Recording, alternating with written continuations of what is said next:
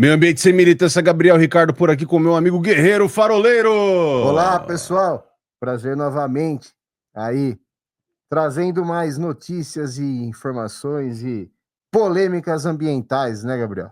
Probleminhas graves. Pessoal, seguinte, ó, vocês ouviram falar da última semana, onde o Trump enviou uma carta ao Brasil por meio das suas redes sociais, falou toda aquela história, 50% de imposto e tal. Há algumas questões por trás de tudo isso para que vocês compreendam com um pouco mais de profundidade quais são os impactos verdadeiros disso para a economia brasileira e os próximos passos. Por que, seu guerreiro, o governo criou um IPI verde? E o que isso significa para você que está em casa? Os carros produzidos no Brasil incidem IPI, ok? Então, o que será um IPI verde? Você vai recalcular todos os impostos de carros. Então, por exemplo, se tem algum carro que é produzido, inclusive fazendo muito barulho aqui, nesses caminhões da década de 70 rodando, que é uma Não desgraça, tem benefício de IPI. não tem benefício de IPI para você trocar sua frota de caminhão, viu? Deixa o Mercedão passar aí, por favor. Isso. Agora a gente continua o vídeo. Porque eles fazem um barulho danado, vocês perceberam? Saiu aí no áudio de vocês. Então, o que acontece? O governo vai recalcular o IPI para todos os carros. Para alguns carros que o governo vai definir alguns critérios, chamando-os de carros sustentáveis, vai ter um incentivo.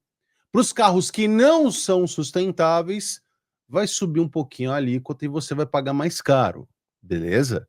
Então, se você vai ter um carro da GM, se você vai ter um carro da Volks, se você vai ter um carro comum desses que você vê na rua aqui no Brasil, 0 quilômetro, que você pode comprar tanto flex, né? Acho que é só carro flex que fazem hoje, né, seu guerreiro? Não tem mais carro exclusivo a gasolina ou álcool. Não, só flex. Na verdade, o nosso combustível já é flex por 30%, si só, né? né? Exatamente. Exatamente. Então, todos os carros aqui no Brasil hoje já são flex. Esses carros, muito provavelmente, isso já aqui tá nessa notícia, beleza? Vão ter os seus impostos acrescidos, e os carros que são chamados sustentáveis, aí entram tanto os carros híbridos quanto os carros elétricos, terão incentivos fiscais. Só que tem uma regrinha nessa notícia que é muito importante, seu guerreiro. O carro, para ele ser sustentável, ele tem que ter uma base de energia dele ali sustentável, beleza? E ele tem que ser produzido no Brasil. E só tem uma empresa, que por acaso é chinesa, que produz carros no Brasil, numa planta de Camaçari, na Bahia. Você poderia se beneficiar desse incentivo. Exato. Então você vê, no meio de toda essa discussão de tributos e impostos, tudo mais, dos Estados Unidos, o Brasil está fazendo um movimento para beneficiar uma companhia chinesa a produzir carros aqui no país, tá? Enfim, é o que tudo indica aqui, né? Segundo essa conjectura, veja os nossos argumentos, né, seu guerreiro? Exato. Eu gostaria de ter o poder aqui de um presidente de uma multinacional americana, de uma GM, de uma Ford, e literalmente lançar um carro pequeno, popular, a álcool no Brasil e lutar por esse benefício, né? Por que que a gente não pode valorizar o que a gente tem aqui? Mais uma prova, né, Gabriel, que a gente não valoriza a nossa indústria. O potencial que a gente tem em cima do álcool, da cana-de-açúcar, da geração de energia, e fica de novo esse joguinho político. Então, mais um vídeo que a gente traz aqui das artimanhas, né, do Estado, para esse tipo de benefício, para esse tipo de indústria. Nada contra quem tem carro elétrico, mas é uma das poucas opções que você tem. E eu acho interessante, Gabriel, se você puder voltar no título do vídeo, né? Vamos pegar algumas coisas no detalhe. Governo cria EPI verde zero imposto para carro sustentável. Desde quando um carro elétrico ele é sustentável? Para mim, um carro sustentável é o fechamento do ciclo como um todo, não só na usabilidade da bateria. O que que você vai fazer com esse carro daqui 5, 10 anos, quando esse cara depreciar? Né? Para um governo que não, e governo nenhum até hoje aqui no Brasil, beneficiou realmente a indústria da reciclagem e o reuso, né? A gente tem agora o projeto Mover, depois de muita luta, a gente está conseguindo oficializar e profissionalizar os desmanches no Brasil, que até então era dominado pelo crime organizado. Hoje sim, a gente tem, principalmente para o setor diesel, a gente tem um mercado de desmanche, de desmonte, de reutilização de peças desses veículos. Isso sim é o início da sustentabilidade. Agora, chamar carro elétrico de sustentável, tá? Me desmonta um carro elétrico no Brasil e me fala o que você vai fazer com esses componentes, sendo que você não tem isenção fiscal e creditícia. De novo, falando por todas as vezes aqui da indústria da reciclagem e reuso, né, Gabriel?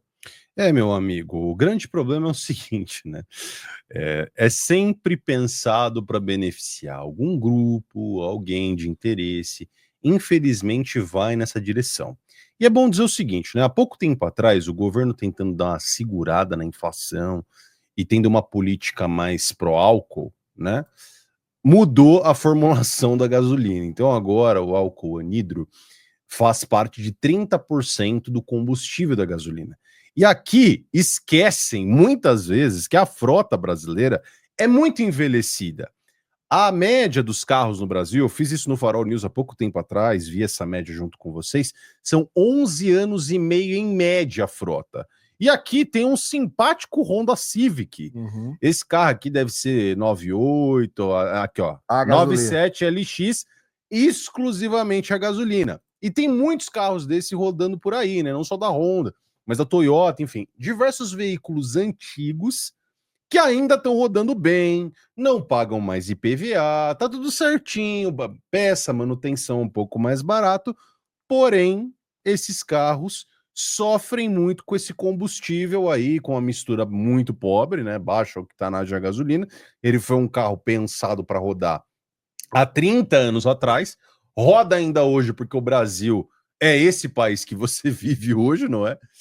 Então, as pessoas elas precisam se adaptar a todas essas questões e isso vai ser sim, aqui do ponto de vista da gasolina, e a gente falou de fechamento de ciclo, né, seu guerreiro? Exato. Justamente isso, você na força destrói boa parte da frota de carros que roda, que tá tudo bem, tá nas ruas, emite relativamente pouco esses carros, que eles eram carros de uma boa tecnologia na época, com combustíveis exclusivos, né? Então você mesmo comentou, né, Guerreiro? A gente tendo carros exclusivamente rodando a álcool, eles seriam carros mais eficientes, assim como os carros a gasolina, até pouco tempo atrás, eram mais eficientes do que esses carros flex que hoje existem. E aí essas regras de poluentes que vão surgindo vão forçando as indústrias cada vez mais a fazer aí ajustes, diminuir potência, enfim, diminuir a vida útil do motor dos carros para se adequar a essas leis ambientais, Guerreiro. Exato, e aí voltando nesses pontos, né, Gabriel? Pegando aqui o gancho do carro, vamos entender um pouquinho por que todo mundo, todo país desenvolvido consegue andar de frota nova e os países subdesenvolvidos, ou a Eritreia verde e amarelo, falei nome certo aqui, né, Gabriel? A Eritreia verde e amarela que a gente vive aqui, a gente não consegue ter isso. Vamos entender o que tem por trás. Se o governo quer sugar o tempo inteiro imposto, imposto, imposto, imposto, tem sede disso, né? O que acontece no nosso carro? O Gabriel já fez vídeo, a gente já trouxe aqui no programa também, 40, quase 50% hoje do seu carro é imposto. Então você já paga muito caro pelo seu carro novo. Você não tem poder de compra de nada nesse país, né? E aí o que tem por trás disso? Por que aqui a gente é o contrário do mundo todo? Se você for para um país desenvolvido, um carro de 10, 15 anos, o próprio governo te força a mandar esse veículo para a reciclagem. Ou seja, quanto mais antigo o carro num país desenvolvido, mais caro ele fica. Vou repetir: quanto mais antigo um carro em outro país, mais caro ele fica. Por quê?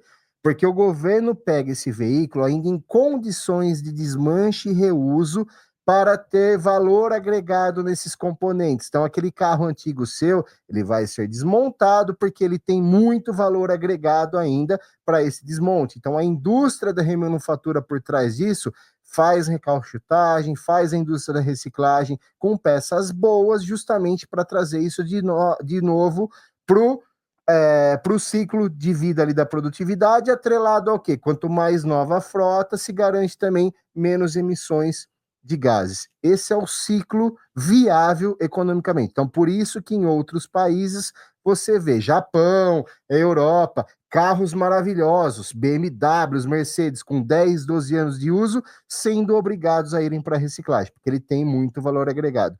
No Brasil, não. Quanto mais antiga a frota, mais barato fica. Por quê? Porque eles não têm interesse no fomento da indústria da reciclagem. Então, quando a gente vê esse tipo de notícia, é mais uma balela governamental. Aqui a gente anda com o carro, sem manutenção, sem nada, até cair a roda, tirar os bancos e fazer galinheiro. Literalmente, a hora que ele não tiver mais uso, você põe em grade e faz galinheiro, ou faz casinha de gato. Esse é o movimento. Então, assim, literalmente aqui agora que a gente está começando, em alguns setores, fomentar a reciclagem de veículo, oficializar os desmanches, que eu já estou sendo prolixo aqui, mas só para vocês entenderem essa historinha por trás. Então, enfim, em resumo, pegando o gancho, reforçando o que o Gabriel comentou, é mais uma forma política de falar Tobaiodi ou qualquer outra indústria chinesa vai lá ter um benefício fiscal para trazer indústria para cá. E, de novo, não valorizando o que a gente tem em solo nacional, não valorizando a nossa indústria, não valorizando o potencial que a gente teria aqui de fomento. Então, assim, se você está... De novo, nosso ponto aqui não é contra o carro elétrico, mas por que não também o mesmo fomento para o carro a álcool? Ou para qualquer outro tipo de tecnologia sustentável que a gente tem aqui. Já tem aí alguns estudos com hidrogênio, qualquer outra coisa. Essa é a briga, né, Gabriel? Exatamente, Guerreiro. E é o seguinte, né? A gente vai um pouco nessa linha de observar os problemas que têm surgido em volta desse novo ecossistema de mobilidade que são os carros elétricos. Então, veja, a China proíbe carros elétricos de estacionar em prédios por risco de incêndio. Isso acontece por quê? Você já deve ter visto aí vídeos na internet de carros elétricos pegando fogo. Não apaga. Então, quer dizer, se isso pegar fogo num subsolo de um prédio, seja um prédio de moradores, seja um shopping center, e ele pegar fogo do lado de uma coluna, ele pode abalar a estrutura dessa construção e ela pode cair, certo? Então tem aqui, ó, garagens subterrâneas aí, Xinjiang, no sul da China, tá proibindo esses carros por lá, né? E aqui essa notícia, enfim, foi compartilhada por muitos portais, né? Aqui também tá no R7.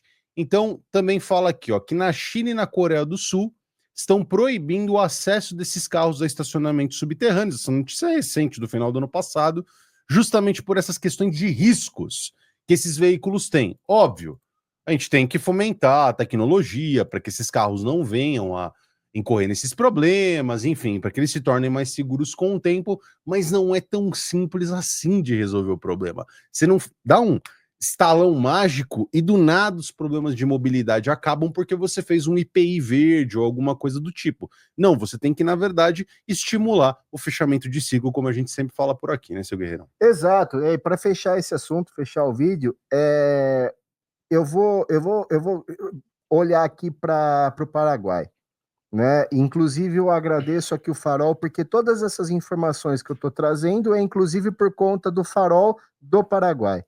E aí me startou, por que que no Paraguai a gente paga barato a energia? Justamente porque você tem muito mais energia do que propriamente o poder de consumo da sociedade paraguaia. No Brasil é o contrário, galera. A gente já paga caríssimo na energia. A gente já não tem energia hoje para geladeira e internet em casa, né? Ou seja, a gente já tem um problema seríssimo de energia e de infraestrutura. A gente já fez vídeo aqui falando dos problemas em São Paulo, desses fomentos para ônibus elétricos, que aí você não consegue carregar esses caras porque se apaga o bairro. Aí do dia para a noite você começa a diminuir taxas de indústria do chinês, de elétrico, disso, daquilo. E aí eu fecho o vídeo aqui também, que depois a gente pode até fazer um outro vídeo só sobre esse assunto.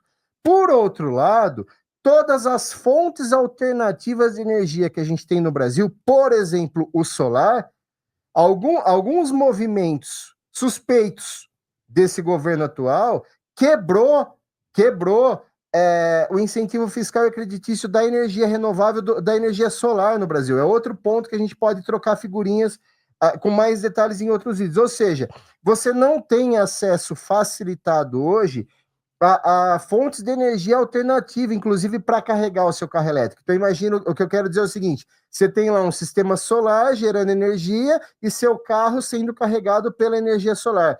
Pouquíssimas pessoas hoje no Brasil teriam esses benefícios, essa condição. Então, ao contrário, é o quê? Se todo mundo tiver carro elétrico hoje, não vai ter energia para sua geladeira. Né? A gente já tem problemas disso na Europa, em países desenvolvidos, aonde o cidadão tem que escolher, ou ele carrega o carro, ou ele sustenta a casa dele, por sistemas de bateria, por sistemas de controle. Então é fato, no Brasil hoje, se a gente aumentar a frota elétrica, a gente não tem energia para abastecer isso. Então, assim, isso não está sendo pensado, isso não vem à tona. É sempre uma ação pontual, sem pensar no ecossistema, sem pensar no planejamento. Então, enfim, acho que a gente trouxe bastante informação aqui para vocês entenderem mais uma balela ambiental e jogo político e jogo de interesse que a gente tem por trás, sem realmente um planejamento, sem realmente um fomento, sem realmente defender a indústria, que é o que a gente espera aqui, que é o que a gente tenta levar aí adiante. Quando a gente conseguir o poder, a gente vai fazer tudo o que a gente fala aqui pelo Farol, né, Gabriel? É isso aí, meu amigo. Um grande abraço para vocês. Segunda boa aí. E é isso aí. Até o próximo Ambiente Sem E Militante. cuidado com as explosões elétricas, baterianas de um carro elétrico. Um abraço. Valeu.